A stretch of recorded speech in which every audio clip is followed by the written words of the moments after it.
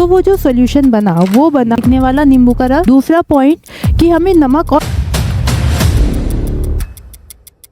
Hello students, welcome to Horizon Academy. My name is Aarushi Gupta और आज हम स्टार्ट करेंगे क्लास 12 का पहला चैप्टर सॉल्यूशंस।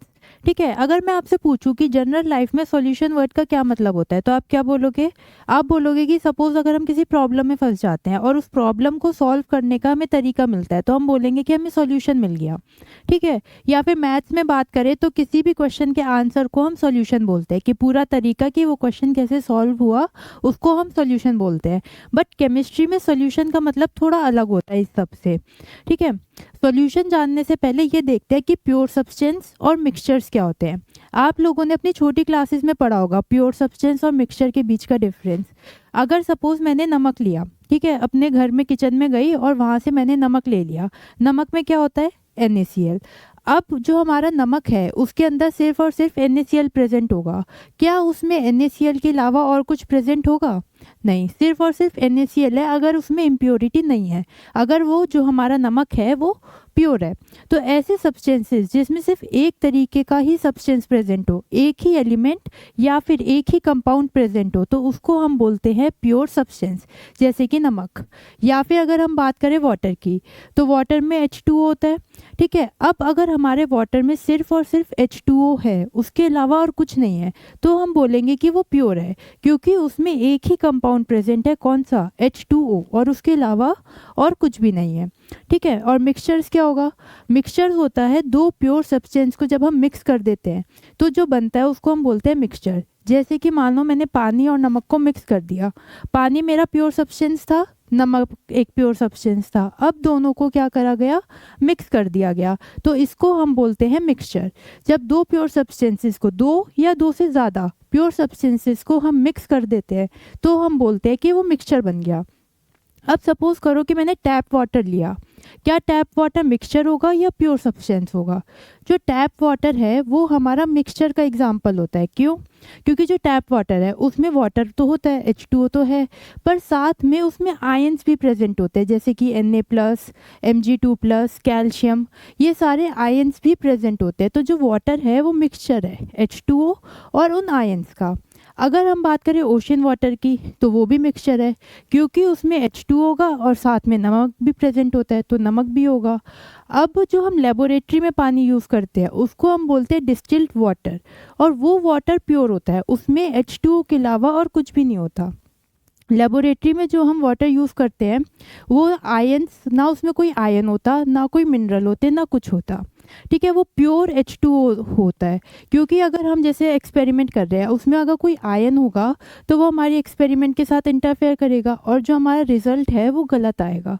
तो लेबोरेटरी में यूज़ करने वाला जो वाटर है वो प्योर H2O होता है, उसमें उसके अलावा और कोई आयन या मिनरल या कुछ भी प्रेजेंट नहीं होता, और ऐसे वाटर को हम डिस्टिल्ड वाटर बोलते हैं। आप लोगों ने सुना होगा पहले।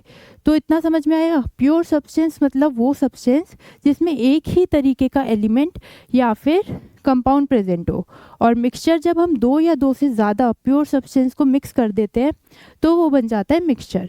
अब ये जो हमारे मिक्सचर है ये दो तरह के होते हैं। देखो, अभी हमने देखा कि मिक्सचर है जब दो या दो से ज़्यादा प्योर सब्सटेंस को हम मिक्स कर देते हैं तो मिक्सचर बन जाता है। अब ये मिक्सचर दो तरह के होते हैं। एक होता है हमारा होमोजीनियस मिक्सचर और एक होता है हेट्रोजीनियस मिक्सचर। होमोजीनियस मिक्सचर का क्या मतलब हुआ? सपोज करो मैंने नमक और पानी को मिक्स कर दिया। पानी लिया, उसमें नमक डाला और अच्छे से चम्मच डाल के उसे घोल दिया, अच्छे से घोल दिया। अब क्या आपको उसमें नमक और पानी अलग अलग दिख रहा है? नमक प्योर सब्सटेंस था, पानी प्योर सब्सटेंस था, दोनों को मिक्स कर दिया, मिक्सचर बन गया। अब जब उसे अच्छे से मिक्स कर दिया तो क्या उसके बाद आपको नमक और पानी अलग अलग दिख रहा है? नहीं, आप उसमें देख के नहीं बता सकते कि उसमें नमक है या नहीं। ठीक है, आपको उसमें नमक के पार्टिकल्स अलग अलग नहीं दिखेंगे जबकि वो है पानी के अंदर। ठीक है, दूसरी बात, मानो ये पानी का ग्लास है, इसमें मैंने वाटर और सॉल्ट को मिक्स कर रखा है। ठीक है, अब अगर मैं ये ऊपर का पार्ट लूँ, सपोज मैंने ये पानी का ऊपर का पार्ट लिया, इसको जब टेस्ट करेंगे तो ये सॉल्टी होगा, और जो नीचे का पार्ट लिया इस ये भी सॉल्टी होगा। क्या इन दोनों के सॉल्टीनेस में फ़र्क होगा? ऊपर का पानी जितना खारा होगा नीचे का भी उतना ही खारा होगा। जैसा टेस्ट ऊपर के पानी का होगा वैसा ही टेस्ट नीचे के पानी का भी होगा। तो हम ऐसा बोल सकते हैं कि ये जो नमक है ये यूनिफॉर्मली स्प्रेड है। कैसा है? यूनिफॉर्म कॉम्पोजिशन है इसका। यूनिफॉर्म कॉम्पोजिशन मतलब जितना नमक ऊपर है इस लेयर में है उतना ही नमक यहाँ नीचे वाली लेयर में भी है। तो यूनिफॉर्मली स्प्रेड हो गया नमक पूरे पानी में। तो जो हमारे होमोजीनियस मिक्सचर है उसकी दो प्रॉपर्टीज़ होती है। पहला तो एक यूनिफॉर्म कॉम्पोजिशन है, ऊपर जितना नमक है उतना ही नमक नीचे भी है। जितना पानी ऊपर खारा होगा उतना ही नीचे भी होगा। ऐसा नहीं है कि नीचे की साइड ज़्यादा नमक है ऊपर की साइड कम है, पूरे में यूनिफॉर्म डिस्ट्रीब्यूशन है नमक का। ठीक है। दूसरा पॉइंट कि हमें नमक और पानी अलग अलग नहीं दिखाई दे रहे, हम देखकर नहीं बता सकते कि उसके अंदर नमक जो है वो डिज़ोल्व है। तो ऐसे मिक्सचर्स को हम बोलते हैं होमोजीनियस मिक्सचर। और हेट्रोजीनियस कौन से होते हैं? सपोज़ करो अब मैंने मड को मतलब मिट्टी मिला दी पानी में, पानी लिया उसमें मिट्टी डाल दी और घोल दिया। अब आप जब उसे घोल दोगे तो आपको पानी में मिट्टी के पार्टिकल्स अलग अलग दिखाई देंगे। नमक के केस में क्या था, हमें नहीं दिखाई दे रहा था, नमक घुल गया अच्छे से। मिट्टी जो है वो उसमें घुली तो सही बट जो है हमें अलग से दिखाई दे रही है हमारी आँखों को। हम क्या लेंगे, हमने सपोज़ पानी लिया इसमें तो हमें मिट्टी जो है मड जो है अलग से तैरती हुई दिखाई देगी पानी में। प्लस जब हम उसे थोड़ी देर के लिए रख देंगे तो जो मिट्टी है वो नीचे सेटल डाउन हो जाएगी। ठीक है। तो हम ऐसा बोल सकते हैं कि ये जो ऊपर का पार्ट है यहाँ पे मिट्टी कम होगी और नीचे के पार्ट में जो है हमारा मड ज़्यादा होगा। ऊपर मड लेस है नीचे मड ज़्यादा है। तो इस केस में नॉन यूनिफॉर्म कॉम्पोजिशन आएगा। क्या आएगा? Non uniform composition. मतलब कि जो हमारी मड है वो इक्वली स्प्रेड नहीं हुई है पूरी में, ऊपर कम है नीचे ज़्यादा है। सॉल्ट के केस में क्या हुआ था, पूरे में यूनिफॉर्म कॉम्पोजिशन था, ऊपर जितनी सॉल्ट थी उतनी ही सॉल्ट नीचे भी प्रेजेंट थी। तो जो होमोजीनियस मिक्सचर्स जिसके अंदर यूनिफॉर्म कॉम्पोजिशन होता है इसको हम बोलते हैं सॉल्यूशन। क्या बोलते हैं इनको?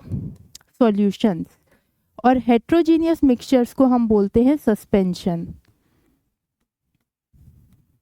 ये सब आप लोगों ने अपनी छोटी क्लासेस में भी पढ़ा होगा। तो इस पर्टिकुलर चैप्टर में हम सॉल्यूशंस के बारे में पढ़ने वाले हैं। मतलब कि हम होमोजीनियस मिक्सचर्स के बारे में पढ़ने वाले हैं कि होमोजीनियस मिक्सचर्स के टाइप्स और उनकी प्रॉपर्टीज़। समझ में आया इतना? ठीक है, अब आगे चलते हैं। नेक्स्ट हमने अब ये तो सीख लिया कि सॉल्यूशन क्या होता है, एक होमोजीनियस मिक्सचर ऑफ टू और मोर प्योर सब्सटेंस। अब इस सॉल्यूशन के ना दो पार्ट्स होते हैं, एक होता है सॉल्यूट और एक होता है हमारे पास सॉल्वेंट। दो पार्ट्स होते हैं। सॉल्यूट वो होता है जो लेस क्वांटिटी में प्रेजेंट हो, लेस क्वांटिटी मतलब कम, और सॉल्वेंट वो होता है जो मोर क्वांटिटी में प्रेजेंट हो। सपोज करो मैंने एग्जाम्पल लिया नमक और पानी का। पानी था उसमें नमक घोल दिया। अब नमक हमारा कम क्वांटिटी में होगा, पानी तो 1 गिलास लेंगे, नमक उसमें हम कितना ही घोल देंगे, 1 चम्मच 2 चम्मच 5 चम्मच घोल दिया सपोज। ठीक है, 1 गिलास नमक तो घोल नहीं देंगे 1 गिलास पानी में। तो जो कम क्वांटिटी में प्रेजेंट है उसको हम बोलते हैं सॉल्यूट। तो सॉल्ट इन वाटर में सॉल्ट हमारा सॉल्यूट हुआ और सॉल्वेंट हमारा वाटर हुआ। ठीक है। अब अगर दूसरा एग्जांपल ले, शुगर इन वाटर, चीनी ली उसको पानी में घोल दिया, अच्छे से घोल दिया। इसमें हमारा सॉल्यूट क्या होगा, इसमें हमारा सॉल्यूट होगा शुगर और सॉल्वेंट होगा वाटर। तो हम ऐसा भी बोल सकते हैं कि जिसको घोला जाता है, जो चीज़ हम मिक्स करते हैं उसको हम सॉल्यूट बोलते हैं, और जिसमें घोला गया जैसे पानी में घोला तो उसको हम सॉल्वेंट बोलते हैं। जिस चीज़ में घोल रहे हैं और जो ज़्यादा क्वांटिटी में प्रेजेंट है वो हमारी सॉल्वेंट है। जिस चीज़ को घोला, ठीक है, और जो कम क्वांटिटी में प्रेजेंट है वो हमारा सॉल्यूट हुआ। तो आगे हम ये दोनों टर्म्स बहुत ज़्यादा यूज़ करने वाले हैं, सॉल्यूट और सॉल्वेंट। तो आपको पता होना चाहिए सॉल्यूट वो चीज़ है जिसको घोला जा रहा है और जो कम क्वांटिटी में प्रेजेंट है, और सॉल्वेंट वो है जिसमें घोला गया है और जो ज़्यादा क्वांटिटी में प्रेजेंट है। ठीक है, अब आगे चलते हैं और हमारा नेक्स्ट टॉपिक है सॉल्यूबिलिटी, या आप लोगों ने वर्ड पहले भी सुन रखा होगा, सॉल्युबिलिटी। अब समझते हैं कि ये सॉल्युबिलिटी होती क्या है। सपोज क्या करा, मैंने एक गिलास पानी लिया, उसमें आपने 1 चम्मच नमक डाल दिया और अच्छे से स्टीयर करके उसे घोल दिया। ठीक है, घुल गया वो। फिर मैं क्या करा, मैंने 1 चम्मच नमक उसमें डाला और घोल दिया। फिर आप आए, आपने फिर से 1 चम्मच नमक डाला और उसे घोल दिया। फिर मैंने 1 और चम्मच डाला नमक और घोल दिया। फिर आपने 1 और चम्मच नमक डाला और घोल दिया। फिर मेरी बारी आई, मैंने 1 चम्मच नमक डाला। अब मैं क्या देख रही हूँ, जैसे ही मैं उसे स्टर कर रही हूँ वो स्टर हो नहीं रहा है, और जो सॉल्ट है वो उसमें सॉल्यूबल हो नहीं रहा है, नीचे जाके बैठ जा रहा है। ठीक है, मैंने उसे बहुत स्टर करा, बहुत स्टर करा, बहुत स्टर करा, लेकिन वो उसमें डिसॉल्व हो ही नहीं रहा, वो नीचे जाके बैठ जा रहा है। तो इस चीज़ को हम बोलते हैं सॉल्युबिलिटी। क्या? Maximum amount of solute, maximum amount of solute. इस केस में हमारा सॉल्यूट क्या था? इस केस में हमारा सॉल्यूट था सॉल्ट। तो जो मैक्सिमम अमाउंट है सॉल्ट की, जो मैंने डिसॉल्व करी उस 1 गिलास पानी में, उसको हम बोलते हैं सॉल्युबिलिटी। जैसे इस पर्टिकुलर केस में 5 चम्मच जो नमक है वो डिसॉल्व हो गया, और जैसे ही 6th स्पून डाला वो डिसॉल्व होने से मना कर रहा है, कह रहा है कि मैं अब और डिसॉल्व नहीं होगा, वो नीचे जाके बैठ जा रहा है। तो सॉल्युबिलिटी होती है कि मैक्सिमम कितना सॉल्यूट हम डिसॉल्व कर सकते हैं किसी एक पर्टिकुलर अमाउंट ऑफ सॉल्वेंट में। Maximum amount of solute dissolved in a specific amount of solvent,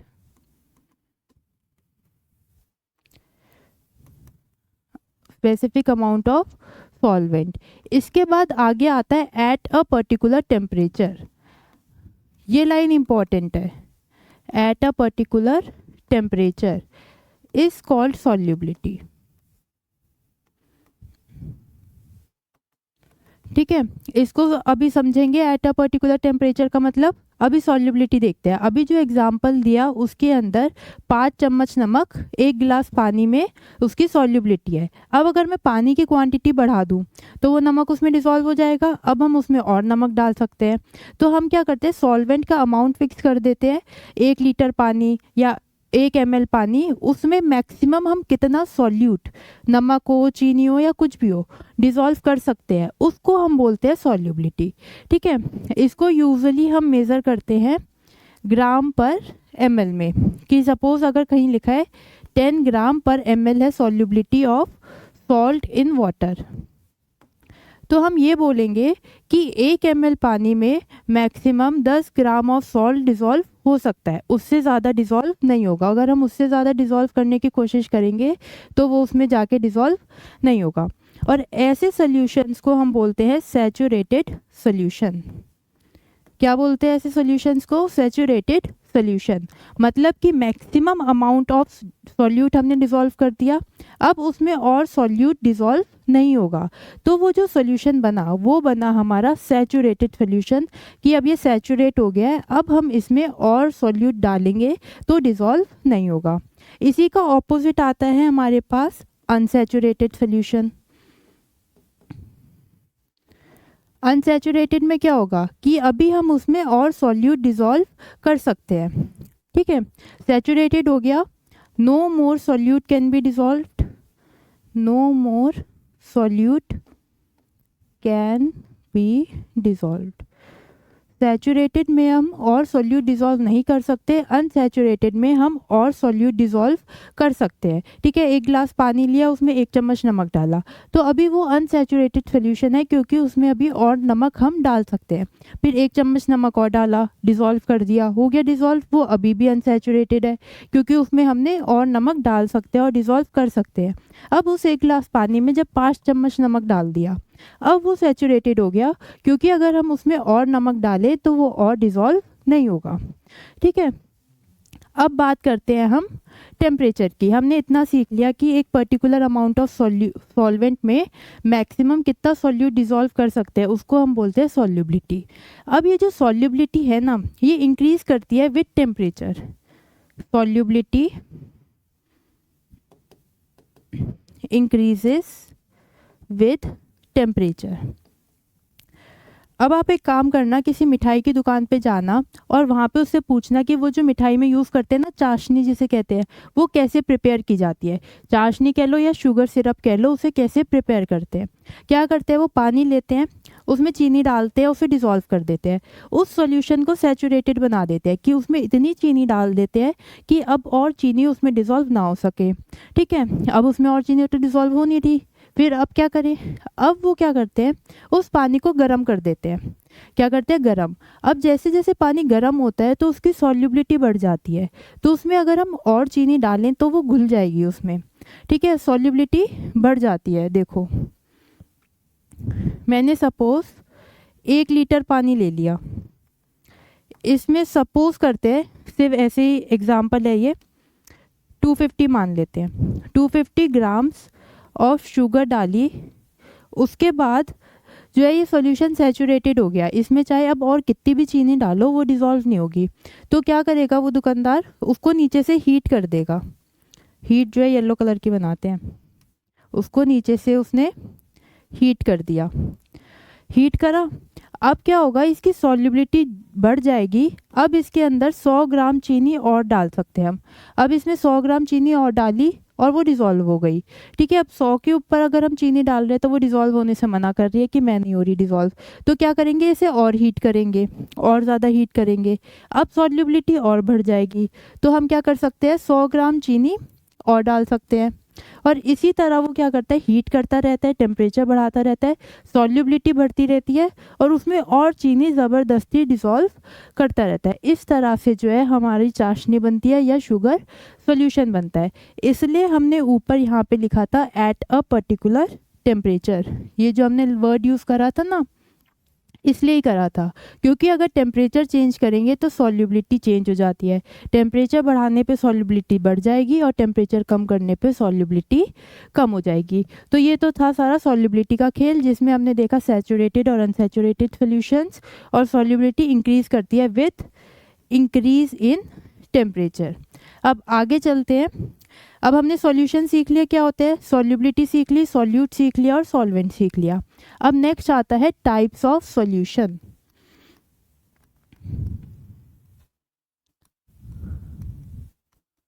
हमारे पास 9 तरह के सॉल्यूशंस होते हैं।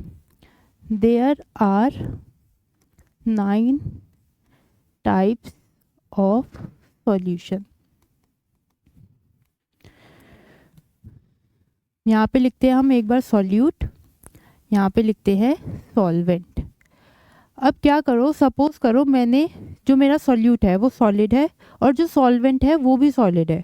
मैंने सॉलिड को सॉलिड में डिसॉल्व कर दिया। अब आप बोलोगे ऐसा कैसे हो सकता है, ये क्या तरीका हुआ, सॉलिड में सॉलिड डिसॉल्व कर दिया। ऐसा हो सकता है, आपने अलॉयज़ के बारे में सुना होगा। क्या होते हैं अलॉयज़, मिक्सचर ऑफ एलिमेंट्स होते हैं, जैसे 2 मेटल्स या उससे ज़्यादा को मिक्स कर देते हैं। अगर हम ब्रास की बात करते हैं, ब्रास में जिंक और कॉपर मिक्स होता है। या फिर बात करें अगर हम स्टेनलेस स्टील की, तो इसमें हमारे पास आयरन होता है, क्रोमियम होता है और साथ में कुछ मेटल्स और मिक्स कर रखे होते हैं। ठीक है, मान लो स्टेनलेस स्टील का हैंडल बन रहे हैं आजकल, हमारी जो यूटेंसिल्स हैं या डोर नोब्स हैं ये सब स्टेनलेस स्टील की बन रही है। सपोज मैंने चम्मच लिया, वो स्टेनलेस स्टील का बना हुआ है। अब उसके अंदर 2 मेटल्स प्रेजेंट है, आयरन और क्रोमियम। क्या आप आंखों से देख के बता सकते हो कि हाँ हाँ यहाँ पे आयरन है, यहाँ पे क्रोमियम है? नहीं ना, हमें जो है ये पूरा चम्मच, सपोज ये इस तरह से चम्मच है, हमें पूरा चम्मच सेम दिखता है, हम आंखों से देख के अलग अलग नहीं बता सकते कि यहाँ पे आयरन है, यहाँ पे क्रोमियम है, ये आयरन का एटम है, ये क्रोमियम का एटम है। सेम जैसे सॉल्ट और वाटर के केस में था, जब हमने सॉल्ट को वाटर में डिसॉल्व कर दिया तो हमें सॉल्ट अलग से नहीं दिख रही थी। सेम यहाँ पे भी है कि क्रोमियम और आयरन को मिक्स करने के बाद हमें नहीं दिख रहा कि कहाँ पे आयरन है और कहाँ पे क्रोमियम।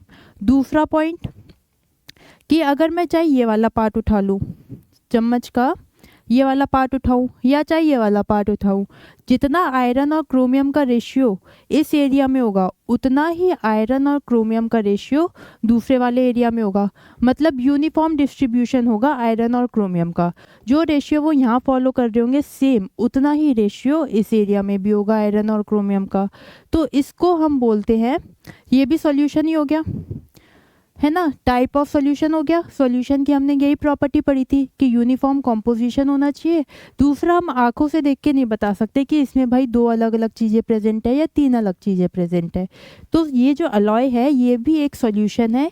और कैसा सॉल्यूशन है, जिसमें सॉल्यूट भी सॉलिड होता है और सॉल्वेंट भी सॉलिड होता है।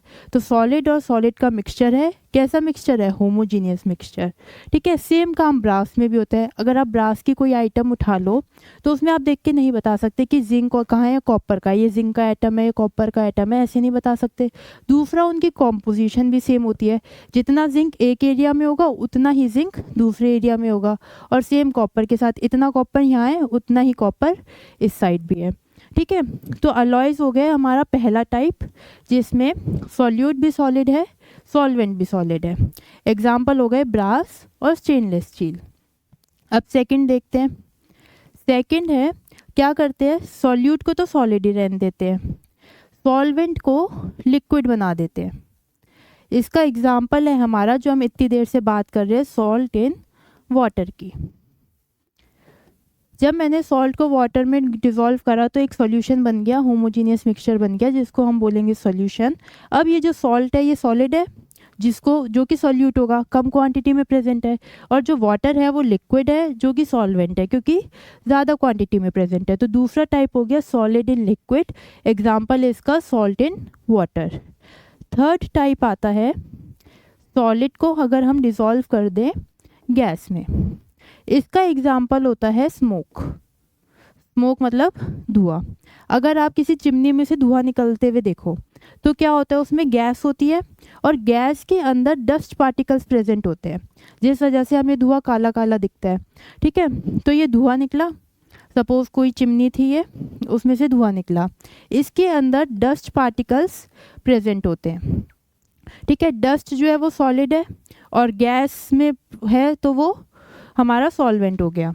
अब ये जो डस्ट पार्टिकल्स है ये यूनिफॉर्मली स्प्रेड होते हैं सारे में, है ना। ऐसा तो है नहीं कि इस एरिया में ज़्यादा डस्ट पार्टिकल है, इस एरिया में कम। धुआं तो धुआं है, अगर चिमनी में से बाहर निकला है तो same amount of dust particles पूरे एरिया में प्रेजेंट हो गए। तो स्मोक हमारा एग्जाम्पल हो गया सॉलिड इन गैस का।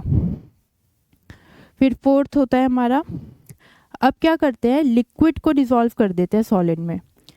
लिक्विड को डिज़ोल्व कर देते हैं हम सॉलिड में। इसका एग्जाम्पल होता है अमलगम ऑफ मरकरी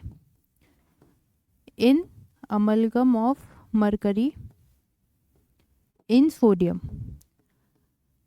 सोडियम एक मेटल है जो कि सॉलिड फॉर्म में होता है। ठीक है, और मरकरी जो है हमें पता है कैसा मेटल है जो लिक्विड फॉर्म में है। ठीक है, तो अगर हम मरकरी और सोडियम का मिक्सचर बना दें जिसमें मरकरी हमारी लिक्विड फॉर्म में है और सोडियम हमारा सॉलिड फॉर्म में है, तो वो एक एग्जाम्पल होगा सोल्यूशन का, जिसमें हमारा सॉल्यूट तो लिक्विड है लेकिन सॉल्वेंट सॉलिड है। नेक्स्ट फिफ्थ क्या होगा, लिक्विड को डिज़ोल्व कर देते हैं लिक्विड में, मतलब कि हमारा सॉल्यूट भी लिक्विड है और हमारा सॉल्वेंट भी लिक्विड है। इसका एग्जाम्पल होगा नींबू पानी, लेमन इन वाटर। जब हम नींबू को पानी में मिला देते तो हमें पता है सॉल्यूशन बन जाएगा, होमोजीनियस मिक्सचर होगा। ना हमें नींबू अलग से दिखने वाला, नींबू का रस, ना हमें पानी अलग से दिखने वाला। लेमन जूस लिख दो यहाँ, नींबू पानी, नींबू का रस हमने पानी में डाल दिया। ठीक है, वो होमोजीनियस मिक्सचर बना देगा, सॉल्यूशन बना देगा, जिसमें दोनों ही चीज़ें सॉल्यूट और सॉल्वेंट हमारे लिक्विड फॉर्म में होंगे। नेक्स्ट है सिक्स्थ टाइप, लिक्विड को डिज़ोल्व कर दे गैस में। इसका एग्जाम्पल होगा फॉग। जब ठंड में फॉग दिखती है हमें, ठीक है, तो फॉग में क्या होता है, गैस है, मतलब एटमॉस्फेयर है, नॉर्मल एयर है, और उसके अंदर वाटर ड्रॉपलेट्स जो है बीच बीच में, ये हमारी मान लो एयर है और बीच में वाटर के पार्टिकल्स होते हैं, उसी को फॉग बोलते हैं, धुंध। तो वाटर के पार्टिकल्स एयर में ऐसे सस्पेंडेड होते हैं और वो यूनिफॉर्मली सस्पेंडेड होते हैं, ऐसा नहीं है कि किसी एक जगह पे ज़्यादा है किसी एक जगह पे कम है।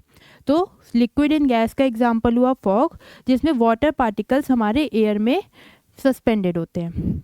नेक्स्ट सेवेंथ क्या होगा, गैस को डिज़ोल्व कर देते हैं सॉलिड में। इसका एग्जांपल होता है H2 इन पैलेडियम। H2 हमारी गैस है जिसको जो है पैलेडियम मेटल जो कि सॉलिड है उस पर डिज़ोल्व कर दिया जाता है, तो H2 इन पैलेडियम हमारा गैस इन सॉलिड सोल्यूशन का एग्जाम्पल हुआ। फिर 8th है हमारा गैस इन लिक्विड। इसका एग्जाम्पल बताओ। इसका एग्जाम्पल बहुत सिंपल है, कोई भी वाटर मान लो, ओशन वाटर मान लेते हैं। और ओशन वाटर में ये बताओ जो फिशेस है वो सांस कैसे लेती है? डिज़ोल्व्ड ऑक्सीजन की मदद से। वाटर में ऑक्सीजन डिज़ोल्व होती है, उसकी मदद से वो जो है सांस ले पाती है फिशेस। तो हमने गैस डिज़ोल्व कर दी, मान लो O2 गैस, यहीं लिख देते हैं, इन वाटर। तो अब ये भी यूनिफॉर्मली स्प्रेड होती है पूरे में, ऐसा तो है नहीं किसी एक जगह पे ऑक्सीजन ज़्यादा है कहीं कम है। दूसरा हमें आंखों से दिखती भी नहीं है, तो ये भी सॉल्यूशन हुआ। ऑक्सीजन गैस को वाटर में हमने डिज़ोल्व कर दिया। और लास्ट टाइप है हमारा गैस इन गैस, और इसका एग्जाम्पल होगा एटमॉस्फेयर। अब ये जो हमारा एटमॉस्फेयर है, ये बताओ इसमें कौन कौन सी गैसेस प्रेजेंट है? ऑक्सीजन है, नाइट्रोजन है, आर्गन है, हीलियम है। कम क्वांटिटी में है पर है तो सही ना।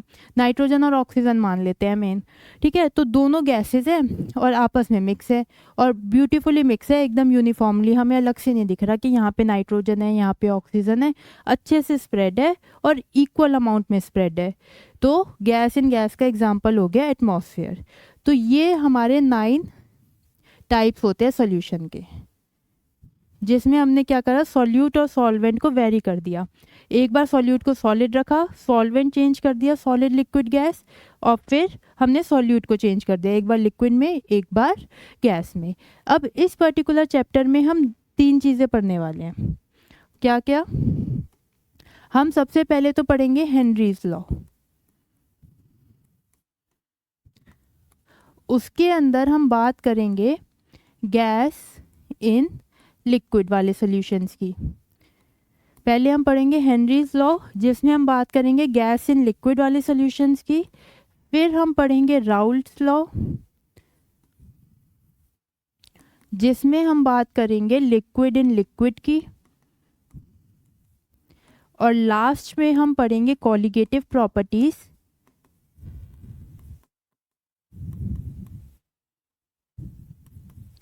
जिसमें हम बात करेंगे सॉलिड इन लिक्विड की।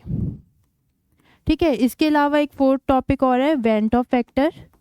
वेंट ऑफ फैक्टर ये इसी का कॉलिगेटिव प्रॉपर्टी का ही सब टॉपिक मान सकते हो, वेंट ऑफ फैक्टर। तो मेन हमें ये 4 टॉपिक्स पढ़ने हैं इस चैप्टर में। पहले हम पढ़ेंगे गैस इन लिक्विड, फिर पढ़ेंगे लिक्विड इन लिक्विड, और फिर हम पढ़ेंगे सॉलिड इन लिक्विड। ये देखो, गैस इन लिक्विड पढ़ेंगे, लिक्विड इन लिक्विड पढ़ेंगे, और सॉलिड इन लिक्विड पढ़ेंगे। ये 3 चीज़ें हम डिटेल में पढ़ेंगे। तो आज की क्लास में हमने बेसिक इंट्रोडक्शन देखा कि सॉल्यूशंस क्या होते हैं, सॉल्यूट क्या होता है, सॉल्वेंट क्या होता है, सॉल्युबिलिटी क्या होती है, और टाइप्स ऑफ सॉल्यूशन देखे। अब मिलते हैं नेक्स्ट क्लास में। Thank you very much for watching.